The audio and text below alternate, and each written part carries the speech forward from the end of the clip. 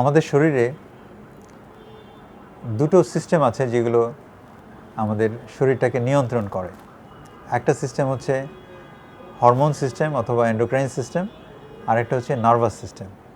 এই দুটো সিস্টেম আমাদের সারা শরীরে জালের মতো ছড়িয়ে আছে এবং আমাদের শরীরে এই হরমোনটা এবং নার্ভ এই দুটো কিন্তু আমাদের পুরো শরীরটাকে নিয়ন্ত্রণ করে। সুতরাং বুঝতেই পারছেন, শতকরা 50% নিয়ন্ত্রণ কিন্তু হরমোনের হাতে, আর আমরা হচ্ছি হরমোন বিশেষজ্ঞ। বাংলাদেশে অনেকগুলো হরমোন রোগ পাওয়া যায়, তার মধ্যে থাইরয়েড রোগ হচ্ছে এর মধ্যে অন্যতম প্রধান রোগ। বাংলাদেশে একটা গবেষণা দেখা গেছে প্রায় 3,60,00,000 মানুষ কোনো না কোনো রকম থাইরয়েড রোগে আক্রান্ত। এর বাইরেও ইনসুলিনের ঘাটতি অথবা ইনসুলিন রেজিস্ট্যান্সের কারণে ডায়াবেটিস হয়, এটাও একটা হরমোন রোগ। সেখানেও রয়েছে অফিসিয়ালি 1,31,00,000 মানুষ আক্রান্ত।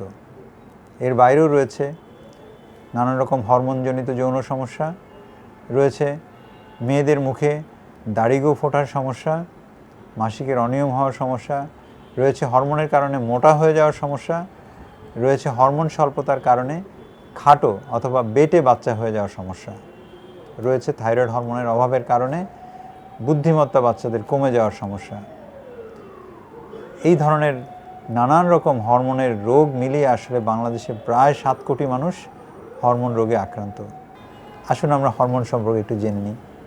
থাইরয়েড হরমোন, যেটা অনেক বড় বাল্ক বাংলাদেশের রোগীদের মধ্যে, সেটা আমাদের গলার সামনে একটা প্রজাপতির মতো একটা গ্ল্যান্ড থাকে, সেই গ্ল্যান্ড থেকে হরমোন তৈরি হয়, থাইরয়েড হরমোন।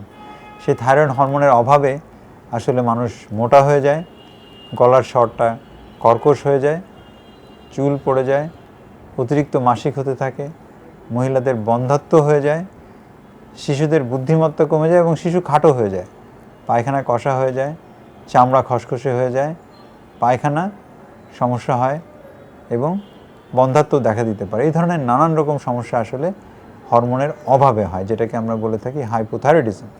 আর থাইরয়েড হরমোন অতিরিক্ত হয়ে গেলে বুক ধরফর করে, ঘাম হয়, শরীরটা শুকিয়ে যায়, পায়খানা নরম হয়ে যায়, মাসিক কমে যায়, এখানেও বন্ধ্যাত্ব হতে পারে, অস্থিরতা দেখা দেয়, গলা ফুলে যায়, চোখটা সামনের দিকে বড় হয়ে যায় এবং হার্টের সমস্যা দেখা দেয় এবং অনিয়ন্ত্রিত থাকলে হাইপার থাইরয়েডিজম, থাইরোটক্সিক স্টর্ম হিসাবে এসে, থাইরয়েডের যে ঝড় বলি আমরা, সেটা এসে কিন্তু রোগীর মৃত্যুও ঘটাতে পারে।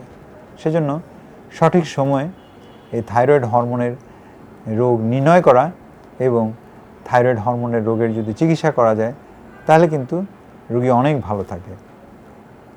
অনেকের ধারণা আছে থাইরয়েড হরমোনের ওষুধ যদি একবার খাওয়া শুরু হয় তাহলে নাকি সারা জীবন খেতে হয়। এই কথাটা সবসময় ঠিক না। আমরা অনেক পেশেন্টের থাইরয়েড হরমোনের ওষুধ বন্ধ করেছি, বিশেষ করে হাইপার থাইরয়েডিজম সাধারণত 12 থেকে 18 মাস ওষুধ খেলে বেশিরভাগ রোগী ভালো হয়ে যায় এবং ওষুধ বন্ধ করতে পারে।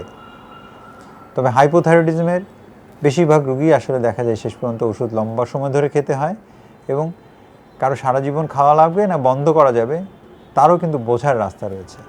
অ্যান্টি থাইরয়েড অ্যান্টিবডি নামক একটা টেস্ট রয়েছে, সেটা যদি করা হয় তাহলে কিন্তু বোঝা যায় যে তাকে সারা জীবন খেতে হবে নাকি বন্ধ করা সম্ভব হবে।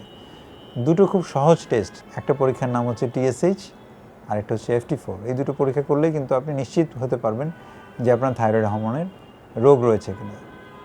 যদি থাইরয়েডের রোগ থাকে তাহলে আর দেরি না করে, লক্ষণ আপনারা নিজেরাই জানলেন যে কী কারণে কী লক্ষণ উপসর্গ দেখে আমরা থাইরয়েড রোগ শনাক্ত করতে পারি, আপনার থাইরয়েডের সুচিকিৎসা করে আপনাকে সুস্থ করতে পারবে।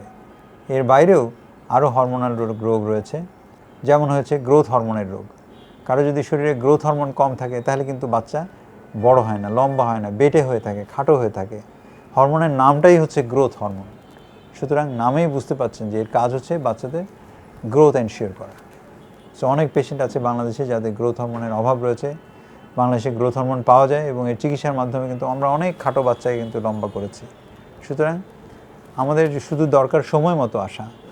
অনেকেই আছে 14 বছরের পরে গিয়ে আসেন, বিয়ের আগে দিয়ে আসেন, ডাক্তার সাহেব আমার মেয়েটার সামনে বিয়ে একটু লম্বা করে দেন, বলে ক্যাডেটে ভর্তি হবে অথবা আর্মিতে যাবে, আমার ছেলেটার 5 ফুট 3 ইঞ্চি না হলে তো আর্মিতে টিকবে না, শুধু ওকে একটু লম্বা করে দেন। যখন আসে তখন কিন্তু আমাদের কিছু করার থাকে না, কারণ 14 বছরের পরে সমস্ত হাড্ডি একটার সাথে একটা লেগে যায় এবং সেখানে আমাদের হরমোন কোনো কাজ করে না। সুতরাং যারা বেটে অথবা খাটো রয়েছেন, বাচ্চাদের যদি 14 বছরের আগে এই ডায়াবেটিস এবং হরমোন বিশেষজ্ঞ তথা এন্ডোক্রাইনোলজিস্ট কাছে আনা যায়, তাহলে কিন্তু প্রপার একটা ইভ্যালুয়েশন করে, প্রপার একটা ইনভেস্টিগেশন করে কিন্তু সঠিক নিয়ন্ত্রণ করা যায় যে তার হরমোনের রোগ রয়েছে কিনা, এবং চিকিৎসা করলে কিন্তু সেই খাটো বাচ্চাকে কিন্তু লম্বা করা সম্ভব। যেমন আমরা একটা উদাহরণ সবসময় বলে থাকি, মেসি। আপনারা সবাই চেনেন ফুটবলের মহাতারকা মেসি। সেই মেসি হয়ে ওঠার যে গল্পটা, তারপর পেছনে কিন্তু এই হরমোনের ভূমিকা রয়েছে। মেসি ছিল অনেক খাটো, সেই ক্লাব যখন তাকে নিয়ে গেল, দেখলো যে তার পারফরমেন্স সর্বোচ্চ পর্যায়ে যাচ্ছে না, কিন্তু তার মধ্যে পোটেনশিয়াল রয়েছে। সেই ক্লাব তখন হরমোন চিকিৎসা করার দায়িত্ব নিয়ে নিল, এবং সেই ফুটবল ক্লাব কিন্তু মেসিকে কিন্তু চিকিৎসা করিয়েছে। তার বাবা মার চিকিৎসা করার সামর্থ্য ছিল না, চিকিৎসা করে মেসি যে লম্বা হয়েছে সেটা কিন্তু গ্রোথ হরমোনের প্রভাবে লম্বা হয়েছে। আমাদের দেশের বাচ্চাদেরও কিন্তু অনেক পোটেনশিয়াল রয়েছে। তাদের সর্বোচ্চ মেধা, সর্বোচ্চ শারীরিক সক্ষমতা এবং উচ্চতা, সর্বোচ্চ পারফরমেন্স এনশিওর করার জন্য কিন্তু যাদের গ্রোথ হরমোনের অভাব রয়েছে, তাদের যদি গ্রোথ হরমোন রিপ্লেস করা হয়, তাহলে কিন্তু আমাদের দেশেও মেসি তৈরি হতে পারে। এর বাইরেও আরও অনেক হরমোনের রোগ রয়েছে। যেমন হচ্ছে আমরা ইচ্ছা করে অনেক হরমোনের রোগ বানাই। যেমন হচ্ছে স্টেরয়েড একটা হরমোন। আমরা অযথাই মোটা হওয়ার জন্য স্টেরয়েড খাই, রং ফর্সা করার জন্য স্টেরয়েড মাখি, 7 দিনের জন্য শ্বাসকষ্টের ওষুধ দিল, আমরা খেয়ে ভালো লাগলো ইনহেলার সব বন্ধ করে দিয়ে শুধু স্টেরয়েড খাচ্ছি। অনেক সময় কবিরাজি ওষুধের মধ্যে স্টেরয়েড থাকে। এই ধরনের স্টেরয়েডের অপব্যবহারের কারণে কিন্তু আমরা অনেক সময় নানান রকম রোগে আক্রান্ত হয়ে যাই। চোখে ছানি পড়ে যায়, আমাদের নতুন করে ডায়াবেটিস দেখা দেয় স্টেরয়েড হরমোনের অতিরিক্ত অপব্যবহারের কারণে। প্রেশার বেড়ে যায়, হাড্ডি নরম হয়ে যায়, হাড্ডি ভেঙে যায়, ইত্যাদি ইত্যাদি নানান রকম রোগ দেখা দেয়। সুতরাং আসুন আমরা সচেতন হই, হরমোন রোগকে সুন্দরভাবে নিয়ন্ত্রণ করি। তাছাড়া আরেকটা আমরা কথা বলতে চাচ্ছিলাম, সেটা হচ্ছে যে অবিবাহিত মেয়েদের স্তন থেকে দুধ নিঃসরণ হওয়া, এটাও কিন্তু অনেকে জানে না যে কী কারণে হয়। এটাও কিন্তু প্রোল্যাক্টিন নামে একটি হরমোন রয়েছে, এই হরমোনের প্রভাবে কিন্তু হতে পারে। সেই হরমোনের রোগ যদি সঠিকভাবে নিয়ন্ত্রণ করা যায়, তাহলে কিন্তু এই প্রোল্যাক্টিন নামক যে রোগটা আছে সেটাকে কিন্তু আমরা সুন্দরভাবে ম্যানেজ করতে পারি। অনেকেই জানে না যে কার কাছে যাব। এর বাইরেও রয়েছে মেয়েদের মুখে দাড়ি গোঁফ হওয়া, শরীরে অতিরিক্ত লোম হওয়া, পুরুষালী ভাব চলে আসা, সেটাও কিন্তু হরমোনের প্রভাবে হয়। সেই হরমোনটাকে যদি আমরা আইডেন্টিফাই করতে পারি সঠিক সময়, পলিসিস্টিক ওভারি সিনড্রোম এবং এর বাইরেও আরও হরমোন রোগ যার কারণে মুখে লোম হয়, সেগুলো যদি আমরা আইডেন্টিফাই করে একজন ভালো হরমোন বিশেষজ্ঞ দেখাই, তাহলে কিন্তু এই রোগ থেকে পরিত্রাণ পাওয়ার অনেক সুযোগ রয়েছে।